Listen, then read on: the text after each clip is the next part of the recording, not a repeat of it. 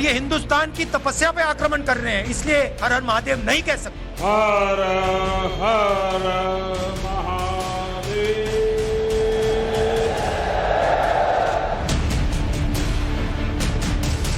कोई भी विपक्ष यूनिटी होगी तो कांग्रेस के बगैर नहीं हो सकती, और राहुल गांधी कांग्रेस से नहीं। देश का प्रधानमंत्री बनने के लिए जितने गुण किसी व्यक्ति में होने चाहिए वो सभी गुण नीतीश कुमार जी में उपलब्ध है। हिंदू समाज लगभग 1000 वर्षों से एक युद्ध में, एक युग में मनुस्मृति, दूसरे युग में रामचरितमानस और तीसरे युग में गुरु गोवलकर का बंच ऑफ थॉट, ये दुनिया को हमारे देश को, समाज को नफरत में बांटती है।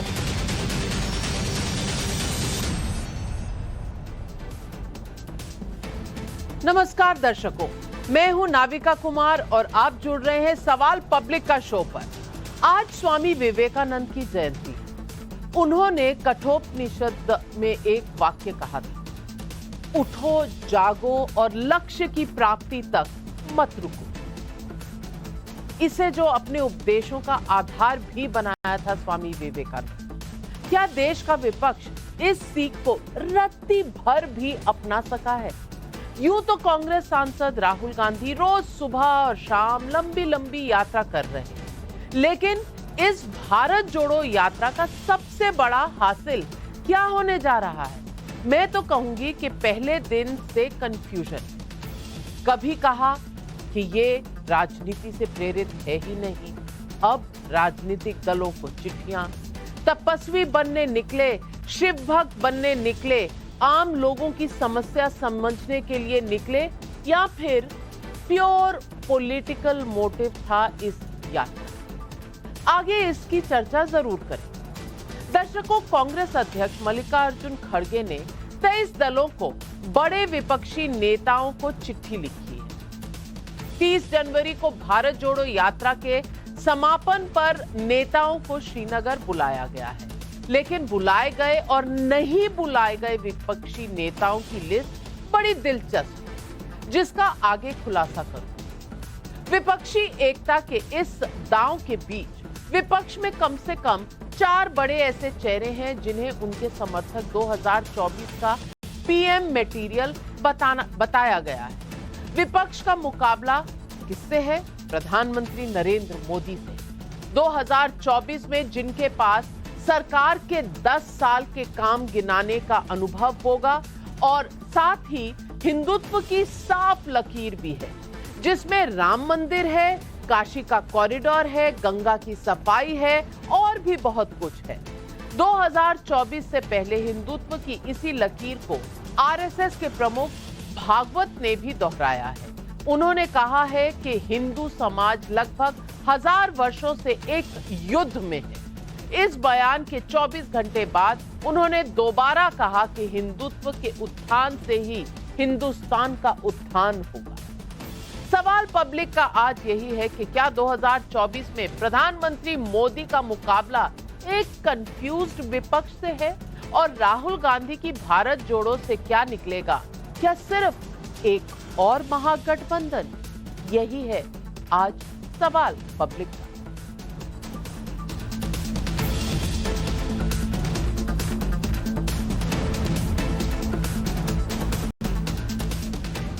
कांग्रेस अध्यक्ष मल्लिकार्जुन खड़गे ने विपक्षी दलों के नेताओं को चिट्ठी लिखी है।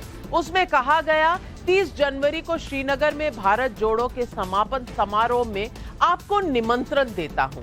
यह कार्यक्रम महात्मा गांधी की याद को समर्पित है, जिन्होंने घृणा और हिंसा की विचारधारा के खिलाफ अथक संघर्ष करते हुए इस दिन अपनी जान गंवा दी। किन विपक्षी नेताओं को बुलाया गया है उसका आधिकारिक ऐलान तो अभी तक नहीं हुआ, लेकिन सूत्रों के मुताबिक इसमें शामिल हैं लिस्ट में Mamata Banerjee, Akhilesh Yadav, Mayawati, MK Stalin, Nitish Kumar, Tejashwi Yadav, Uddhav Thackeray, Chandrababu Naidu, Hemant Soren, Sitaram Yechury, D राजा, फारूक अब्दुल्ला और उमर अब्दुल्ला, महबूबा मुफ्ती, इन सब का नाम शामिल है। नहीं बुलाए जाने वाले नेताओं में के चंद्रशेखर राव, जो खुद अपना एक नया फ्रंट बनाना चाहते हैं, अरविंद केजरीवाल, और गुलाम नबी आजाद शामिल। अब आप सोचिए, क्या इस लिस्ट में मोटे तौर पर राज्यों के कांग्रेस के गुणा भाग को ध्यान में नहीं रखा गया? तो ये क्या भारत जोड़ो होता है? जब आप देख रहे हैं पॉलिटिकल स्ट्रैटेजी, अरे तेलंगाना में हमें लड़ना है केसीआर के साथ, इन्हें मत बुलाओ, और दिल्ली में लड़ना अरविंद केजरीवाल के साथ, इन्हें मत बुलाओ। तो ये भारत जोड़ो है क्या? मैं ये नहीं कहती कि कांग्रेस को अपनी रणनीति तय करने का हक नहीं, बिल्कुल है, लेकिन जब आप मोदी के खिलाफ एकजुट विपक्ष की बात करते हैं तो क्या कांग्रेस की ये लिस्ट विपक्ष का सारा कंफ्यूजन उजागर नहीं कर देता कि भाई सब लोग एक साथ हैं ही नहीं? ये कंफ्यूजन कई लेवल पर है, सिर्फ गठबंधन बनाने या विपक्ष को रणनीतिक तौर पर एकजुट करने को लेकर ही नहीं है।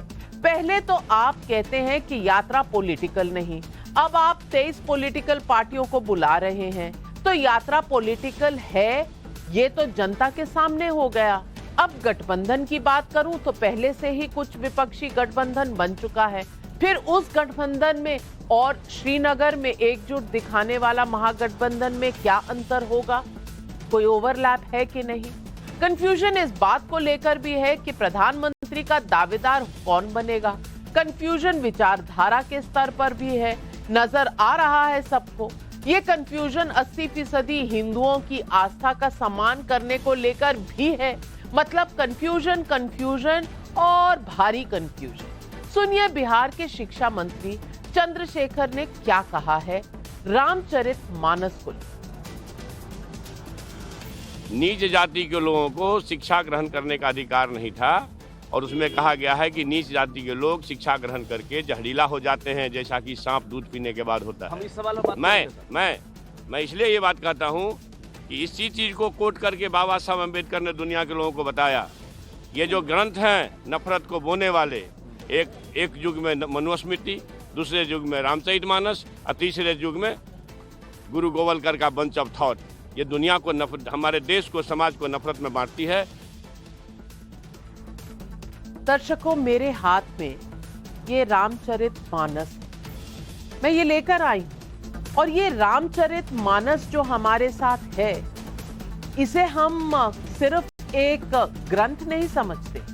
मैं ये नहीं कहती कि रोज मानस का पाठ करती हूँ, लेकिन मैं भी करोड़ों हिंदुस्तानियों की तरह रामचरितमानस को जीती हूँ, क्योंकि मैं इसे सिर्फ धार्मिक पुस्तक नहीं मानती, मैं इसे एक वे ऑफ लाइफ मानती हूँ, जो यहाँ तक बताता है कि सामने शत्रु भी है तो उसे कितना सम्मान देना चाहिए। लेकिन बिहार के मंत्री की बातें हैरान करने वाली है। मैं इस बयान पर मानस से सिर्फ यही चौपाई पढ़ना चाहूंगी, और ये मानस में चौपाई है, और आप सब जानते हैं, हम रोजमर्रा के जीवन में भी इसको कहते हैं, जाकी रही भावना जैसी, प्रभु मूरत देखी तिन जैसी। ये रामचरितमानस में है, और ये हम सब ने, हमारी दादियों ने हमें कभी सुनाया है, हमारे दादा ने, नाना ने कभी सुनाया है हम, और ये हमारे जीवन में पिरोया हुआ एक सच है। वैसे तो कांग्रेस समेत विपक्ष के अधिकार दलों में बिहार के शिक्षा मंत्री के बयान का विरोध किया है, लेकिन सवाल सिर्फ एक बयान का नहीं है, मुद्दा उस सोच का है जहां आप वोट बैंक के चक्कर में कंफ्यूज हैं।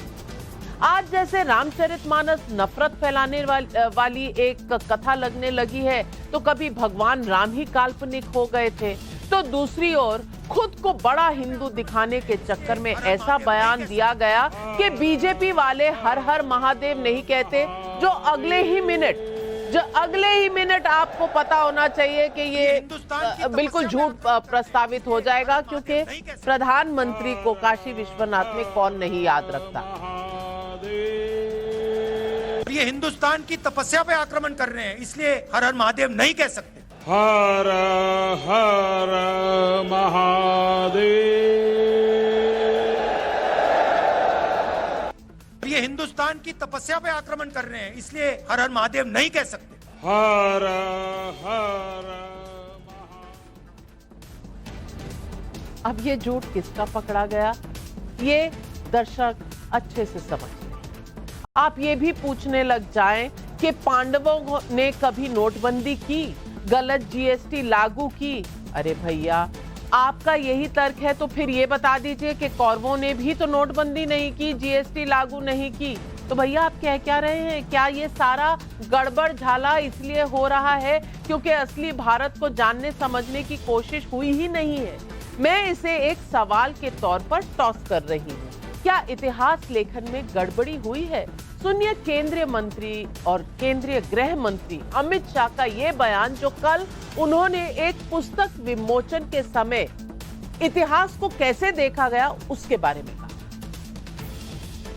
एक ही दृष्टिकोण जनमानस में शिक्षा के माध्यम से, किंवदंतियों के माध्यम से, इतिहास के लेखन के माध्यम से थोपा गया है। ये जो मोदी जी ने कहा गुलामी की निशानी से मुक्ति, इसमें सबसे बड़ा अगर कोई क्षेत्र में काम करने का जरूरियात मैं देखता हूं तो हमारे इतिहास के लेखन और इतिहास के अर्थघटन दोनों को गुलामी की सोच से मुक्ति दिलाने की जरूरत है। अंग्रेज तो चले गए थे, मगर जो अंग्रेजियत छोड़कर गए थे उसी चश्मे से पढ़कर इतिहास को लिखा गया। एक और गलत इतिहास पढ़ाए जाने का आरोप है तो दूसरी ओर वर्तमान में भी क्या सरकार के विरोध का मतलब गलत तुलनाएं नहीं हो रही हैं? इसे आप दर्शक ज्यादा बेहतर तरीके से जज कर सकते हैं। 2024 के विपक्षी रणनीति के एक और सूत्रधार तेलंगाना के मुख्यमंत्री के चंद्रशेखर राव भारत में तालिबान का डर दिखा रहे हैं। सुनिए उनका आज का ये बयान। ఏంటంటే దయచేసి సమాజం అద్భుతంగా పురోగమించాలంటే శాంతితోని సహనంతోని సర్వజనుల యొక్క సంక్షేమాన్ని కాంక్షించి ముందుకు పోవాలి గాని మతపిచ్చి లేపి కులపిచ్చి లేపి ప్రజలను చీలదీసి విడదీసి ఆ పద్ధతులు అవలంబించితే అదొక నరకం లాగా తయారవుతుంది, ఒక తాలిబాన్ వ్యవహారం లాగా తయారైతుంది, ఒక ఆఫ్ఘనిస్తాన్ లాగా తయారైతుంది, భయంకరమైన మంటలు మండుతాయి। ఆ విద్వేషాలతోని రేపు జాతి జీవనాడే దహించుకొని పోయే పరిస్థితి వస్తుంది। मैं पूछती हूँ कि हो क्या गया है? कोई कुछ कह रहा है, कोई कुछ कह रहा है। क्या ये इसलिए है कि 2024 में विपक्ष के सामने नरेंद्र मोदी जैसा पहाड़ खड़ा हुआ है जो अपने लक्ष्य को लेकर रत्ती भर भी कंफ्यूज नहीं दिखता? वो नरेंद्र मोदी जो कभी अगर भगवा भी पहनते हैं तो इसलिए कि उसमें उनकी आस्था है और हर हर महादेव कहते हैं, चाहे वो किसी को सुनाई दे या ना दे। विपक्ष के सामने वो नरेंद्र मोदी हैं जो कहते हैं कि मैं अपनी सरकार की रिपोर्ट कार्ड जनता के सामने रखता हूं, लेकिन इसी विपक्ष को जब अपनी रिपोर्ट कार्ड रखनी होती है तो क्या रवैया होता है? इसे समझने के लिए मैं कांग्रेस महासचिव जयराम रमेश का एक वायरल बयान आपको सुनवाना चाहती हूं। ये पेट्रोल डीजल की आप बात करते हैं, महंगा हो रहा है, लेकिन हिमाचल में आपकी सरकार आई और 3 रुपए पेट्रोल डीजल के रेट बढ़ा दिए गए। क्या सवाल क्या है? डीजल, आप लोग महंगाई के खिलाफ हैं और 3 रुपए डीजल आपकी सरकार बढ़ा देती है, क्या उससे महंगाई नहीं बढ़ेगी? तो आप हमारे मुख्यमंत्री से पूछिए ना, मुझे क्यों पूछ रहे हैं?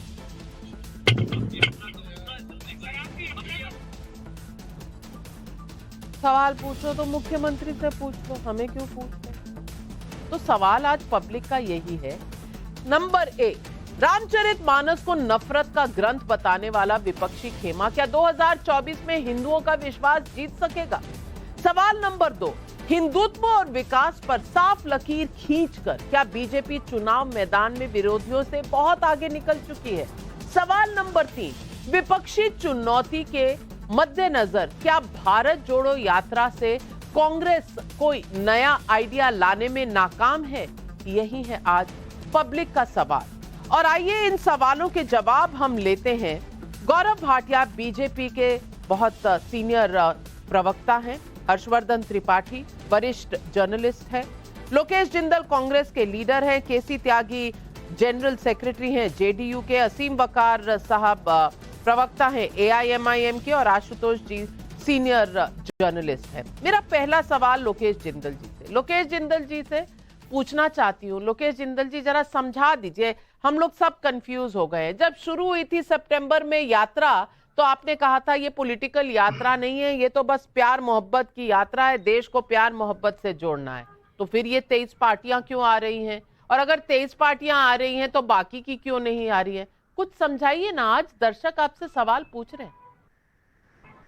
देखिए जी, ये यात्रा तो सभी के सभी आमंत्रित है, किसी पे रोक नहीं है, लेकिन कुछ लोग ऐसे थे जो ये यात्रा को रोकना चाहते थे। कोई कोविड का बहाना लगाकर रोकना चाहते थे, कोई चाहते थे कि जिस राज्य में वो है उस राज्य से यात्रा ना जाए। अब उन्हें इतनी आपत्ति थी इस यात्रा से, तो इसीलिए हमने उन्हें बुलाया नहीं। हम बुलाते उन्हें और आपत्ति हो जाती, बरनौल भी देनी पड़ती। तो इसीलिए हमने कहा कि आप लोग मत आइए, जिनसे हमारे समान विचार हैं, जिन्हें हम जैसा चाहते हैं वैसा सोचते हैं, उन्हें हमने बुला लिया और वे सब आमंत्रित है और यात्रा सफल हो गई। मैं केसी त्यागी जी आपसे पूछना चाहती हूं, आप इतने वरिष्ठ नेता हैं, आपने कई सर्दी गर्मी कई लोकसभा आते जाते देखी हैं। त्यागी जी मुझे ये बता दीजिए कि क्या विचारधारा सबकी एक समान है? अगर नहीं है तो ये भारत जोड़ो यात्रा से कुछ बदलेगा क्या? क्या विपक्षी दल एक प्लेटफॉर्म पर एक साथ हैं कि नहीं? क्योंकि अलग अलग राज्यों में अलग अलग तरीके की दिक्कतें हैं। मैं सवाल ये पूछना चाहती हूँ और दिल पर हाथ रखकर आज प्रभु को साक्षी मानकर, चाहे आपके पार्टी वाले कुछ भी कहें, रामचरितमानस को मानते हुए क्या आप ये कहेंगे कि नरेंद्र मोदी के सामने ये इस तरह का कंफ्यूज्ड एजेंडा चलेगा क्या?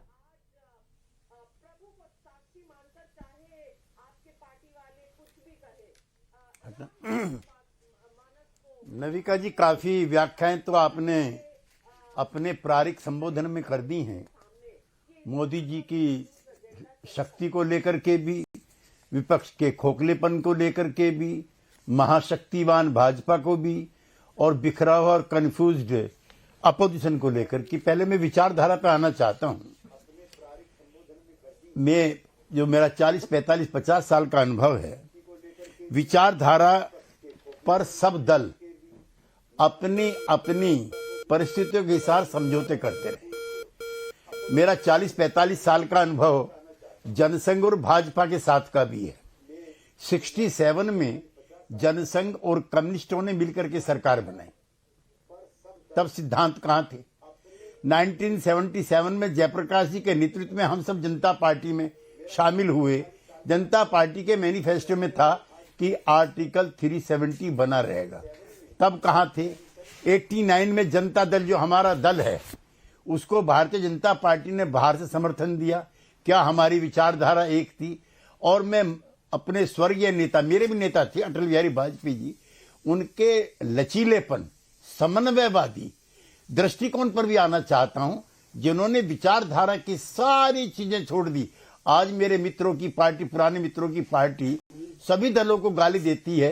कौन सा दल है कांग्रेस को छोड़ करके जो बीजेपी के साथ नहीं था? आज ममता जी भी राक्षस हो गई हैं, वो भी इनके साथ थी। मायावती जी तिलक तराजू तलवार वाली, वो भी इनके साथ थी। टीडीपी प्रमुख, वो भी इनके साथ थे। जेडीयू, वो भी इनके साथ थी। अकाली दल के सारे फैक्शन, वो भी उनके साथ थे। ये तब परिवारवादी भी थे, तब जातिवादी भी थे, तब सांप्रदायिक भी थे। तो जो आपने अपना कहा है विचारधारा का, तो मैडम विचारधारा तो अब लचीली हो गई है। तब गैर कांग्रेसवाद का दौर था, ये गैर भाजपावाद का दौर है, नंबर 1। नंबर 2, जहां तक आपने हमारे एक मंत्री का वक्तव्य दिया है, सारी जो रामायण है और जो हमारे जैसे नौजवानों ने कम उम्र में पढ़ी, उसमें था जाके प्रिय ने राम विधेही तजिए ताही कोटि बैरी सम होते न परम नहीं। आपके हाथ में मुझे रामचरितमानस देख करके बहुत अच्छा लगा, चूंकि आजकल ये मुझको दिखाई नहीं देती है कहीं भी। लिहाजा उनके वक्तव्य को पूरे गठबंधन का, पूरी पार्टी का या पूरे विपक्ष का मान करके आप हिंदुत्ववादी एजेंडे को जो हवा दे रही हैं, मैं उससे असहमत हूं। क्या नुपुर शर्मा का बयान पूरी भारतीय जनता पार्टी का बयान है? क्या जो भोपाल की सांसद हैं, उन्होंने कहा नथुराम गोडसे की पूजा होनी चाहिए, क्या वो पूरी बीजेपी का बयान है। जो गिरिराज जी बयान देते हैं मंत्री परिषद के सदस्य होते हुए, तो वो क्या मोदी जी की स्वीकृति से दिया जा रहा है? जैसा अब हमारे शिक्षा मंत्री के बयान को त्यागी जी, आपने बहुत कुछ कह दिया, लेकिन आपने दिल पर हाथ रख के एक बात नहीं कही कि कैसे आप करेंगे मोदी जी का सामना, क्योंकि कंफ्यूजन अत्यंत है। और आप कह रहे हैं कि लचीलापन होना चाहिए। अरे लचीलापन रखिए, एंटी बीजेपी फ्रंट बनाइए, लेकिन एंटी बीजेपी में जो बाकी एंटी बीजेपी है उनको भी तो बुलाइए। आधों को बुलाते हैं, आधों को नहीं बुलाते। लेकिन मैं अब गौरव भाटिया जी से पूछना चाहती हूं। गौरव भाटिया जी, पहले तो भारत जोड़ो यात्रा बिल्कुल पॉलिटिक्स से दूर थी, प्यार मोहब्बत की यात्रा थी। अब 23 पॉलिटिकल पार्टियां आ गई हैं। अब 23 पॉलिटिकल पार्टियां तो आ गई हैं, लेकिन कुछ एंटी बीजेपी पार्टियां अब भी इसमें शामिल नहीं हैं। तो ये जोड़ किसको रहे हैं? ना भारत जुड़ रहा है, ना विपक्ष जुड़ रहा है। ये कैसा कंफ्यूजन है?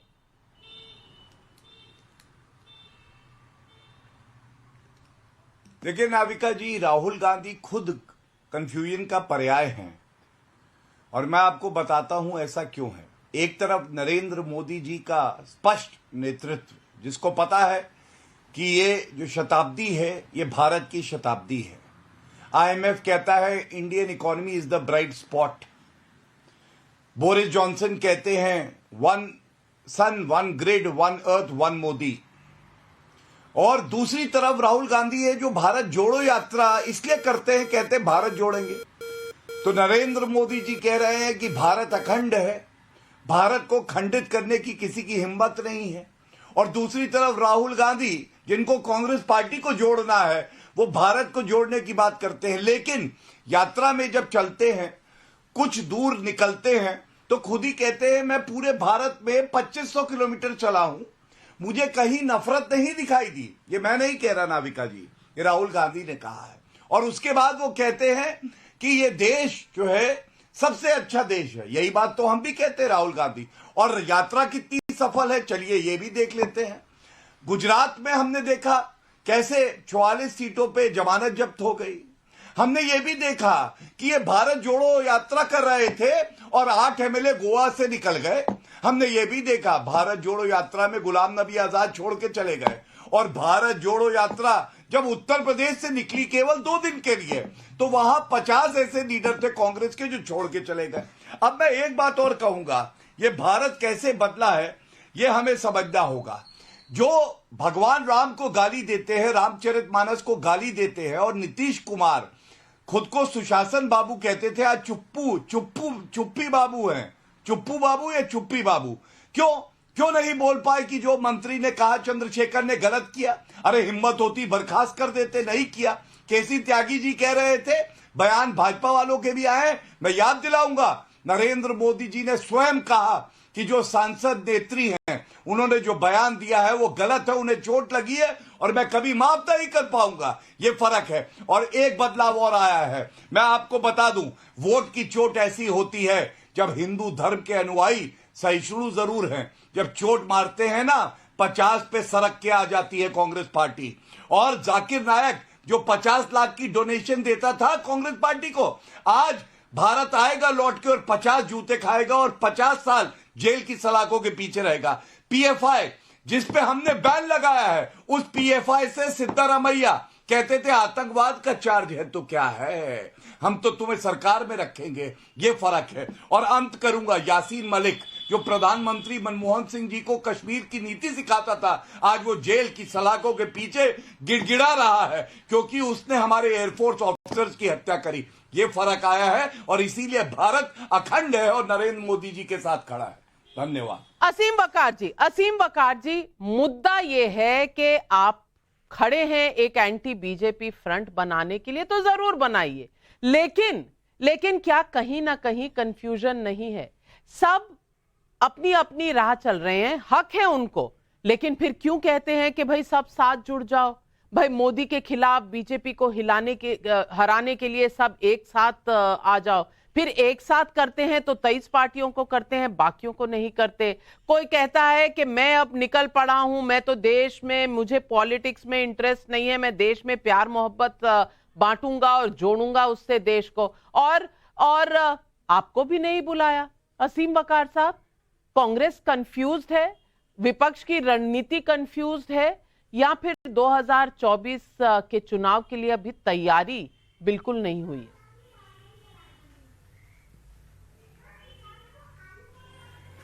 नहीं 2024 का चुनाव कौन किसको बुलाएगा और कौन किसको नहीं बुलाएगा ये बात नहीं है।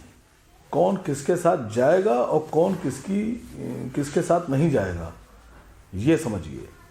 हमें बुलाया जाए नहीं बुलाया जाए, लेकिन आज मैं अभी ऊपर आपके लाइन पढ़ रहा था एक, देखिए गौरव भाटिया जी ने बड़ी बातें बोलते हैं, बहुत बातें बोलते हैं, लेकिन पहली बार मैंने देखा कि एक सरकार का मिनिस्टर जिसका नाम चंद्रशेखर है, उसने मर्यादा पुरुषोत्तम राम के बारे में और रामचरितमानस के बारे में ऐसी बातें बोली, और भारतीय जनता पार्टी, आरएसएस, बजरंग दल, विश्व हिंदू परिषद, हिंदू सेना, हिंदू महासभा, इनकी तरफ से एक भी न प्रदर्शन हुआ न एफआईआर दर्ज हुई। ये कैसी मोहब्बत रामचंद्र जी से। अगर कहीं किसी मुसलमान की तरफ से कोई हल्का सा भी बयान आया होता तो अभी 1 करोड़ एफआईआर दर्ज करा दी गई होती। ये काहे की दहशत है? ये क्या चंद्रशेखर साहब की जाति जो है उससे दहशत है बीजेपी को? गौरव भाटिया जी को बोलने में तैयार नहीं है। ना तो आप लोग उनके खिलाफ गिरफ्तारी का वारंट लेकर आ रहे हैं, ना उनके खिलाफ एफआईआर लिख रहे हैं। ये क्या मतलब क्या समझा जाए? डर रहे हैं या दहशत है, क्या है? मैं मुसलमान होकर कह रहा हूं कि रामचरितमानस पर और मर्यादा पुरुषोत्तम राम पे इस तरह की टिप्पणी बर्दाश्त नहीं की जाएगी। भारत में बिल्कुल बर्दाश्त नहीं की जाएगी। ऐसे लोगों को सजा दीजिए। मैं मुसलमान होकर कह रहा हूं। गौरव भाटिया जी, और आप लोग के तो हलक से आवाज तक नहीं निकल रही है। गौरव भाटिया जी, आप इन्हें बता दीजिए, एडवोकेट जिंदल ने एक एफआईआर दर्ज कर दी है, इन्हें शायद अभी पता नहीं है, आप बता दीजिए। गौरव भाटिया, सवाल आपसे था।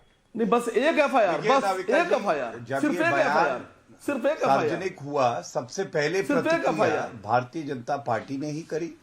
सुशील मोदी जी ने कहा कि ये हिंदू विरोधी सोच जो है जंगल राज की वापसी है और इनको हम जवाब देंगे।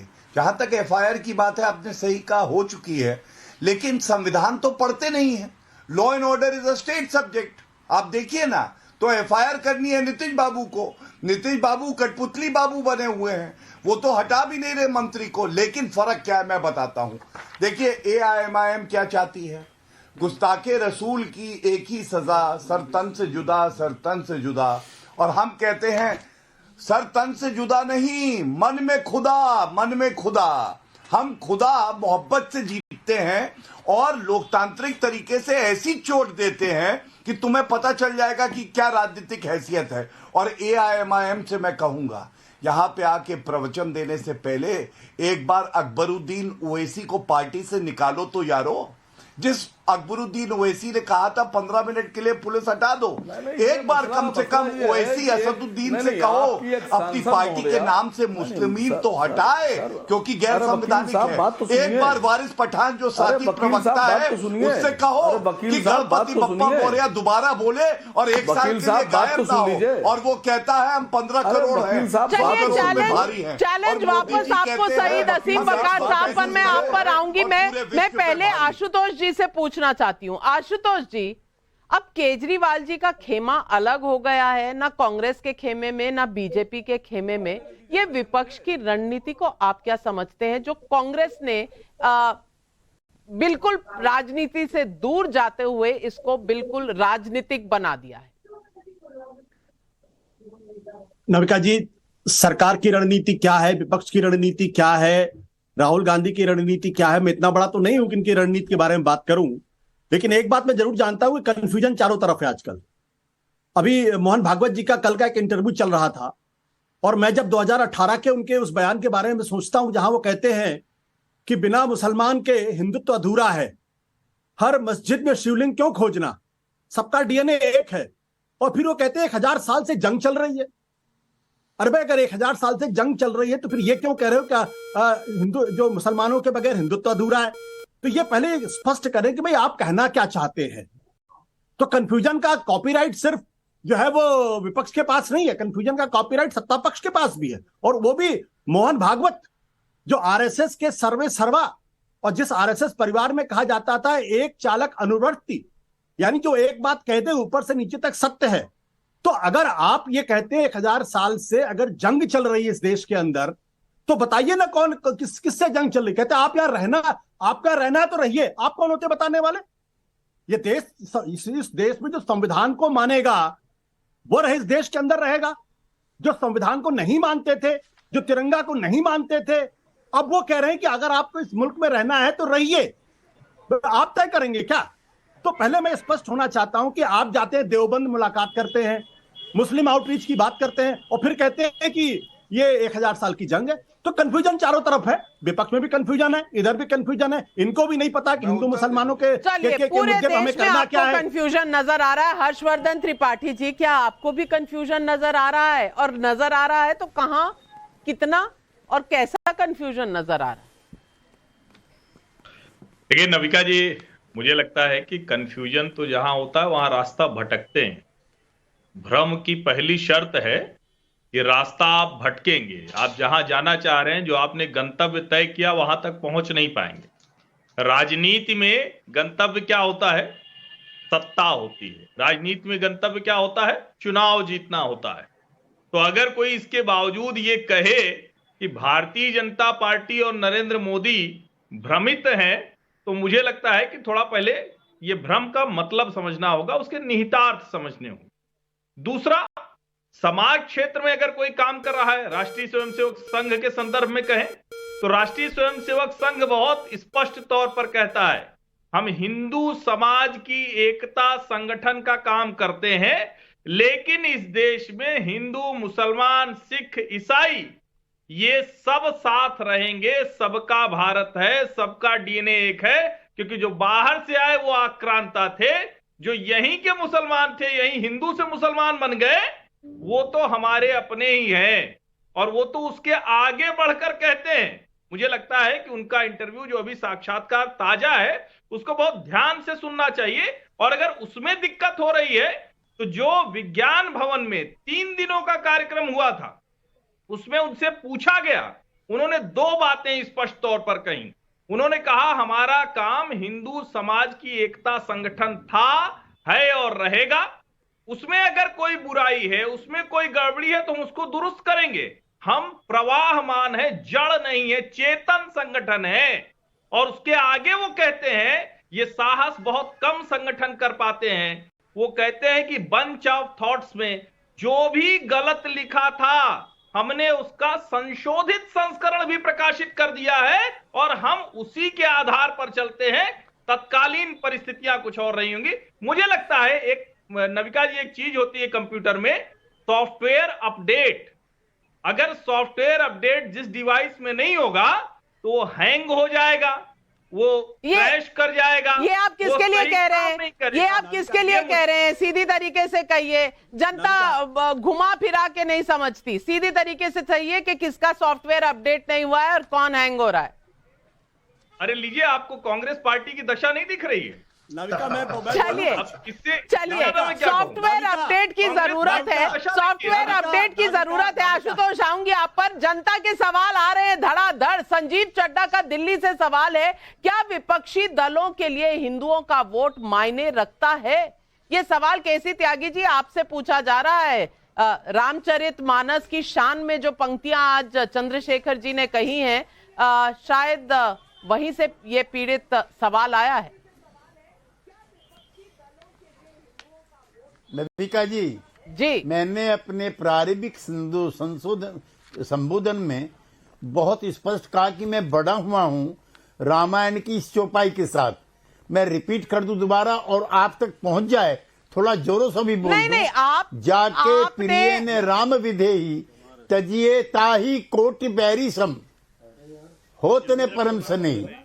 तो रामचरितमानस जैसे आपने कहा, मैं उसी को रिपीट कर रहा हूं। ये हमारी वे ऑफ लाइफ है। अगर हमारे गठबंधन के किसी मंत्री ने बयान दिया है तो ये सरकार का बयान नहीं है, ये नीतीश जी का बयान मंत्री नहीं है। बयान दिया मैंने करते फिर हैं कहा तो था वो आपसे, सरकार का गिरिराज बयान सिंह नहीं रोज होता, बयान और देते हैं। मुख्यमंत्री से सवाल पूछा जाता है तो आजकल हर बात पे कहते हैं मुझे पता नहीं, मैंने देखा नहीं, मैंने सुना नहीं। बक्सर में लाठियां चली तो उन्हें पता नहीं होता, कहीं आग लग जाती है तो पता नहीं होता, रामचरितमानस के बारे में उनका मंत्री कुछ कह देता है तो उन्हें पता नहीं चलता। तो एक और सवाल है आपके लिए, पीयूष का बिलासपुर से सवाल है, रामचरितमानस में दलित विरोध ढूंढने वालों ने क्या रावण, शबरी और निषाद राज की जाति का विश्लेषण किया है? अब इसका भी जवाब दे दीजिए त्यागी जी। मैं तो बहुत सारे सवालों के जवाब देना चाहता था, लेकिन समय कम है। ये रामचरितमानस जिस दौर में लिखा गया है और जो तुलसीदास जी ने जिस समय इसकी रचना की है, उसमें कई प्रसंग ऐसे हैं जो अव्यवहारिक है आज की राजनीति में। 26 जनवरी 1950 को संविधान लागू हो गया। पैनल के सारे साथी मानेंगे कि उससे पहले कोई संविधान नहीं था, और जो संविधान था वो मनु का लिखा हुआ संविधान था, और जिसके इतने सारे कागज और दस्तावेज बताने के लिए इसमें शूद्रों के लिए और दलितों के लिए, पिछड़ी जातियों के लिए कैसी अपमानजनक बातें लिखी हुई है, इसका मैं जिक्र नहीं करना चाहता। केसी त्यागी जी कहीं की बात कहीं और नहीं ले जाना चाहती, आप दर्शकों को सवालों का जवाब नहीं देना चाहते, तो इसमें लोग तो यही कहेंगे कि कहीं ना कहीं दाल में कुछ काला है और आप सवालों से दौड़ रहे हैं। लेकिन इससे पहले कि मैं गौरव भाटिया जी के पास जाऊं, एक सवाल कांग्रेस के प्रवक्ता के लिए है। सतीश चांडक का मुंबई से सवाल है, क्या इस यात्रा ने राहुल गांधी को एक्सपोज नहीं कर दिया? हिंदू धर्म पर उनकी जानकारी कितनी है? लोकेश जिंदल जी वो कहते हैं कि ये लोग हर हर महादेव नहीं कहते। आप भूल गए काशी कॉरिडोर में कितनी बार हर हर महादेव? क्या सही रिसर्च नहीं पहुंचती या हिंदू धर्म का ज्ञान कम है? महादेव जी की तो महानता इसमें थी, मान सहित विषखाए के शंभु भय जगदीश, जिन्होंने जन कल्याण के लिए लोगों की तीखी बातें, विष, उन्होंने तो कैलाश पे चले गए वो रहने के लिए, जहां पर लोग आलिशान लोकमान्य मार्ग में रहते थे, वो एक टी शर्ट पे चल दिए कि भाई तपस्वी बनकर। तो जो स्वयं शंभू की तरह शंभू के पथ पर लोगों के लिए, आम व्यक्ति के लिए पथ पर चल गए, अरे वही तो शंभू को जानते हैं, वही तो महादेव की महानता जानते हैं। गौरव भाटिया जी, अब तो कंपटीशन हो गया, शंभू को ज्यादा कौन मानता है और कौन समझता है? आप बता दीजिए लोकेश जिंदल को जवाब।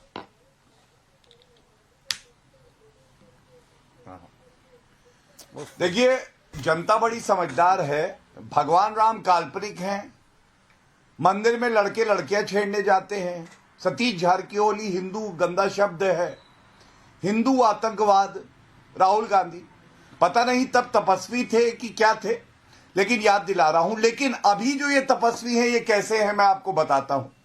पहले ये कंफ्यूज्ड हैं, तपस्वी नहीं है, कंफ्यूज्ड है। कंफ्यूज क्यों है? ये दो मुद्दे उठाते हैं इस भारत तोड़ो यात्रा में। पहला मुद्दा ये कहते हैं महंगाई। हिमाचल में चुनाव हुआ, हिमाचल में इनके मैनिफेस्टो में नाविका जी कहा था कि डीजल के दाम नहीं बढ़ाएंगे, 3 रुपए बढ़ गए। जयराम रमेश से पूछा एक पत्रकार, आपकी तरह रहा होगा निर्भीक, ये 3 रुपए क्यों बढ़े? कहते हमें क्या पता भाई, मुख्यमंत्री से पूछो। अरे मुख्यमंत्री कांग्रेस का नहीं है क्या? नहीं है, बाहर से लाए हो। दूसरी बात इन्होंने कहा बेरोजगारी की, तो बेरोजगारी का आंकड़ा देखिए मेरे हाथ में है, 3 दिन पुराना है। आपको मालूम है बड़े प्रदेशों में सबसे ज्यादा बेरोजगारी दर कहां है? राजस्थान में 28.5, देश का औसत है 8.2, और झारखंड में 18%। अब मुझे ये बताइए, ये जो ढोंगी हिंदू हैं, ये कभी राजस्थान जाएंगे, कभी झारखंड जाएंगे? नहीं जाएंगे, क्योंकि ढोंगी हिंदू को केवल तब हिंदुओं की याद आती है जब चुनाव आता है। तीसरी बात, ये बड़ा अहम है, अभी यहां पे आशुतोष जी कह रहे थे कि देखिए कंफ्यूजन बहुत है। आशुतोष भैया, कंफ्यूजन नरेंद्र मोदी जी की सरकार में नहीं है, कंफ्यूजन तो आपके अंदर है। क्यों है मैं बताता हूं। पहले ये कहते थे जातिवाद की राजनीति मैं नहीं करूंगा, चुनाव आए आशुतोष जी ने अपने नाम के आगे गुप्ता लगा लिया। यही तो होती है जातिवाद की राजनीति। इन्होंने कहा श्रद्धे स्वर्गीय अरुण जेटली जी भ्रष्टाचार करते हैं, और उसके बाद देखिए इनका एक माफी वीर है, माफीनामा लाया हूं मैं। इन्होंने कहा मुझसे गलती हो गई, I am sorry Arun Jaitley ji, मैंने झूठे आरोप लगाए जी। तो यही तो कंफ्यूजन होता है। और स्पष्टता क्या होती है मैं आपको बताता हूं, जब इतिहास लिखा जाता है। अनुच्छेद 370 घिसते घिसते घिस जाएगा, नहीं संशोधित कर दिया। भव्य राम मंदिर कब बनाओगे, तारीख बताओगे, नहीं बताएंगे, तुम्हें भी बुलाएंगे। वन रैंक वन पेंशन लागू हो गई, पीएफआई बैन हो गया।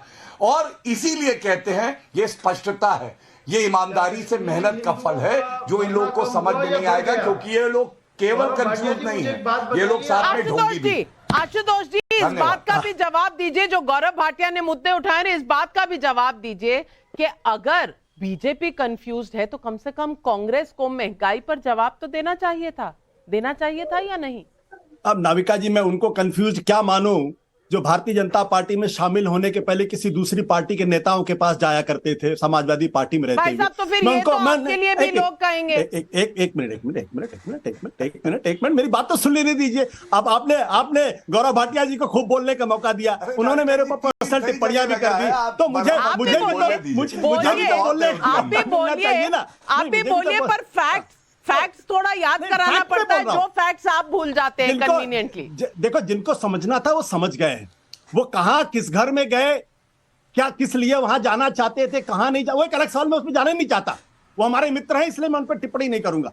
लेकिन दूसरी बात है, मैंने कहा कि भाई ये सॉफ्टवेयर, जब कहा गया सॉफ्टवेयर हैंग हो गया, तो ये पता चले कि सॉफ्टवेयर हैंग हुआ कहां पे है, कि बंच ऑफ थॉट पे हैंग हुआ है, बंच ऑफ थॉट से आगे निकल गया है, या जो गुरु गोलवलकर कह के गए थे कि 1000 साल की लड़ाई है, जो बात देवरस ने नहीं कही, जो बात दीनदयाल उपाध्याय ने नहीं कही, जो भाई रज्जू भैया ने नहीं कही, जो भाई सुदर्शन जी ने नहीं कही, वो 50 साल पुरानी बात को लेकर चले जाते, तो सॉफ्टवेयर किसका हैंग हुआ सबको मालूम है। तो आज की तारीख में मोहन भागवत से ज्यादा कंफ्यूज कौन है, मुझे तो पता नहीं चलता है। अब आप नरेंद्र मोदी जी के बारे में, मोहन भागवत जी चुनाव में खड़े नहीं हो रहे, मोहन भागवत जी की आप खिलाफत करना चाहते थे तो कल आते मेरे डिबेट पर, उसी मुद्दे पर डिबेट थी। आपने बुलाया नहीं, कल आपने बुलाया नहीं तो मैं कैसे आ जाऊं? अच्छा ठीक है, अगली बार आपने बुलाया नहीं तो ये मेरी गलती थोड़ी है, जो भी डिबेट होगी उस पर आपको बुलाऊंगी। लेकिन कंफ्यूजन इस बात की भी है, कंफ्यूजन वकार साहब इस बात की भी है कि कोई इस देश को कह रहा है यहाँ तालिबान हो गया, कोई कह रहा था हंगर इंडेक्स में हम पाकिस्तान से भी नीचे हो गए। पाकिस्तान का हाल आप देख रहे हैं ना वकार साहब। नहीं, देखिए, मैंने 2 मुद्दे हैं, मैं इस पे जवाब दे दूं। अभी तो एक आया डीजल वाली बात हिमाचल प्रदेश में, और मुझे खुद दुख हुआ, शर्म आई कि जयराम रमेश जी के पास जो जिम्मेदारी है वो मीडिया इंचार्ज है, और ऐसा मीडिया इंचार्ज बनाया गया है जो एक सवाल से भाग गया। जवाब ये होना चाहिए था, जब आपके पत्रकार ने पूछा किसी ने भी, कि उनको ये कहना चाहिए था कि हिमाचल प्रदेश में 3 रुपए बढ़ाने के बाद 85 रुपए लीटर है, और मध्य प्रदेश में 95 और 96 रुपए लीटर है, उत्तर प्रदेश में 89 और 90 रुपीज लीटर है, और महाराष्ट्र में 93 रुपीज लीटर है डीजल। कहां महंगा है? पूछिए जरा। एक्साइज ड्यूटी कितनी है? केंद्र सरकार ने घुमाना आप भी अच्छा जानते हैं, ये सवाल मैनिफेस्टो में था जिसमें उन्होंने कहा था, लेकिन गौरव भाटिया जवाब दे रहे हैं। गौरव भाटिया। मैडम एक मिनट, देखिए गौरव भाटिया जी से पूछा गया जी, मैं आज बहुत गौरवान्वित हूं, किसी भी नागरिक की तरह मैं आपको बताता हूं, गौरव जी एक अच्छा नरेंद्र मोदी जी और भारतीय जनता पार्टी देश को आगे बढ़ा रही है। कम से कम विपक्ष ये मान चुका है कि अकेले किसी की राजनीतिक हैसियत नहीं है कि वो भारतीय जनता पार्टी से लड़ सके। अब मैं अपनी बात पूरी कर लूं। अरे गौरव साहब, बात तो सुन लीजिए हजरत। गौरव साहब एक लाइन की इजाजत दे दीजिए, फिर आप पूरा जवाब दे दीजिएगा। जी वकार साहब, एक लाइन आप बता दीजिए। हाँ, मैं देखिए मैंने गौरव भाई को कभी इतना मजबूर नहीं देखा कि जब मैंने रामचरितमानस पे और रामचंद्र जी की जो इन लोगों ने बेहुरमती की उस पर सवाल पूछा, तो वो एक पोस्टर ले आए। वो कहां गई आपकी सांसद, वो चाकू छुरी पे धार लगाती थी मुसलमानों के खिलाफ, वो कहां चली गई चाकू छुरी पे धार लगवाने वाली? एक अल्फाज नहीं निकल रहा है। बड़ी अपने को हिंदुत्व की वो लीडर कहलाती थी। आसिम वकार मुसलमान होकर कह रहे हैं कि ऐसे लोगों के खिलाफ एक्शन लीजिए जो मर्यादा पुरुषोत्तम राम के खिलाफ आवाज उठाते हैं। चलिए वो आप गौरव बोलने भाटिया को जी, तैयार नहीं सर। गौरव भाटिया जी पूरा जवाब दे दीजिए, पूरा जवाब दे दीजिए गौरव भाटिया जी। हाँ, मैं पूरा जवाब देता हूं। पहले तो असीम वकार जी, देखिए मैं आपको बताता हूं, आप कह रहे हैं इसलिए हम लोग क्या करेंगे आगे, ये तय नहीं होगा। हम संविधान से चलने वाले लोग हैं। संविधान पढ़िएगा, एफआईआर और एक्शन कौन लेता है? प्रदेश की सरकार। अगर प्रदेश की सरकार नहीं लेगी और जो चुप्पी बाबू हैं, चुप्पी बाबू को ऐसी वोट की चोट पड़ेगी कि उनको पता चल जाएगा उनकी राजनीतिक हैसियत क्या है। लेकिन सर तन से जुदा के नारे लगाने वाली पार्टी कृपया करके यहां उकसाने का काम ना करे। और आपकी राजनीतिक हैसियत ये है, 2 सीटें हैं आपकी, 2। और क्यों 2 है मैं आपको बता दूं, क्योंकि आपकी पार्टी के नाम में मुस्लिमीन आता है, गैर संवैधानिक। आपने हमेशा नफरत से बांटा है।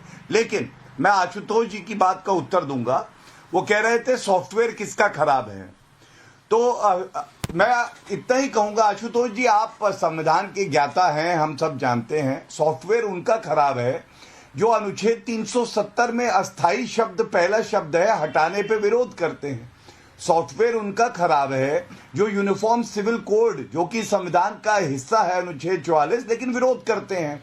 सॉफ्टवेयर उनका खराब है जो वंशवादी हैं और विदेशी धरती पे जाके कहते हैं नाविका जी कि वंशवाद ही परंपरा है, भारत में योग्यता से नाविका नहीं बनती, नाविका के माता पिता जी क्या है तब जर्नलिस्ट बनती है। सॉफ्टवेयर उनका खराब है जिनसे पूछा जाता है गरीबी के लिए। इंदिरा गांधी जी ने 71 में कहा गरीबी हटाओ, आपने क्या किया? तो वो कहते हैं नहीं, गरीबी जो है वो मानसिकता है, अगर आप लड्डू खा लो, दिमाग को ठीक कर लो तो गरीबी हट जाती है। और नरेंद्र मोदी जी ने करके दिखाया है। और अंत करूंगा, 10 साल सांसद थे राहुल गांधी, सॉफ्टवेयर उनका ये खराब है कि उनसे किसी ने पूछा लोकसभा में सीटें कितनी हैं, नाविका जी बोले 546। अब आप बताइए, अटेंडेंस 0। सॉफ्टवेयर तो उनका खराब है ही। और यहां नरेंद्र मोदी जी हैं, सुपर कंप्यूटर, सॉफ्टवेयर भी बढ़िया, हार्डवेयर भी बढ़िया, पीछे इलेक्ट्रिसिटी भी चार्ज पूरा जनता का। तो फिर हर्षवर्धन त्रिपाठी जी, समय आपको दे नहीं पाई हूं, लेकिन 30 सेकंड देती हूं। इतना तो हुआ ही है, आप भी वरिष्ठ पत्रकार हैं, आप भी मानेंगे कि आज आपका बाप कौन है, आपकी मां कौन है, आप किस परिवार से हैं, ये मायने नहीं रखता। चाय वाला प्रधानमंत्री बन लेता है और पुराने बिहार की एक लड़की सिंदरी से आज दिल्ली में पत्रकार बन सकती है और हिंदी चैनल्स के जगत की एक महिला एडिटर बन सकती है। तो ये तो हुआ ही है, ये बदलाव तो हुआ ही है, मानेंगे ना आप हर्षवर्धन त्रिपाठी? नहीं नविका जी, और मैं सिर्फ 20 सेकंड लूंगा। देखिए, केसी त्यागी जी ने बहुत अच्छी बात कही, बंच ऑफ थॉट्स में संशोधन हुआ। ये मनुस्मृति भी है मेरे पास, ये भी मैंने 3 साल पहले पढ़नी शुरू की, पहले नहीं जानता था मैं, लेकिन इतनी इसको गालियां मिली कि ये मैंने पढ़ी। लेकिन रामचरितमानस हर हिंदू अपने घर में पढ़ता है, और हिंदू मूलतः लोकतांत्रिक है। लोगों के हाथ में जब सब कुछ गया और उन्होंने ये परहित सरिस धर्म नहीं भाई, पर पीड़ा नहीं समझ माई, अब ये समझिए, ये रामचरितमानस है। और उसमें जिसको कहा जा रहा है, मैं तो कहता हूं कि वो पढ़ने वाले पढ़ें कि क्या वो तुलसीदास जी किसी को कह रहे हैं या उस प्रबंध काव्य में किसी की व्याख्या है, किसी संदर्भ के साथ गरुड़ जी कुछ कह रहे हैं, काकभुसुंडी कुछ कह रहे हैं, उसको सुनना चाहिए। भारत लोकतांत्रिक था, है, और आज ये लोकतंत्र मजबूत हो रहा है। चाय वाला प्रधानमंत्री बने, नविका जी एडिटर बने, या हम लोग इस तरह से स्वस्थ बहस कर रहे हैं कि एक दूसरे से तर्क पर बात कर रहे हैं, तथ्यों पर बात कर रहे हैं। बिल्कुल, और आज मेरा नजरिया भी इतना ही है। मूल भाव से इस देश में हिंदुत्व में प्राण है सबका, क्योंकि 80% आबादी यहाँ की हिंदू है। मैं ये नहीं कहती कि बाकी धर्म नहीं है, उनकी मानना नहीं होनी चाहिए, बिल्कुल होनी चाहिए। लेकिन कोई देश देखा है आपने जहां हिंदू हो तो कोई भी आते जाते एक लगा ही जाता है, कुछ कह ही जाता है, और आप उसको जस्टिफाई करने लगते हैं। सुप्रीम कोर्ट ने इसे जीवन शैली कहा है, वे ऑफ लाइफ। लेकिन वोट बैंक पॉलिटिक्स ने हिंदुओं को हाशिए पर रखने की कोशिश की है। आज जब राजनीति का पहिया घूमा हुआ है तो विपक्ष हैरान भी है और कंफ्यूज भी है। यही बीजेपी का सबसे बड़ा तुरम का इक्का है, प्लस पॉइंट। 2024 से पहले विपक्ष ने अपना कंफ्यूजन दूर नहीं किया तो उनका चुनावी पासा उल्टा भी पड़ सकता है। बाकी समय सब बताएगा, क्योंकि जो पब्लिक है वही तय करेगी कौन कितने पानी में है।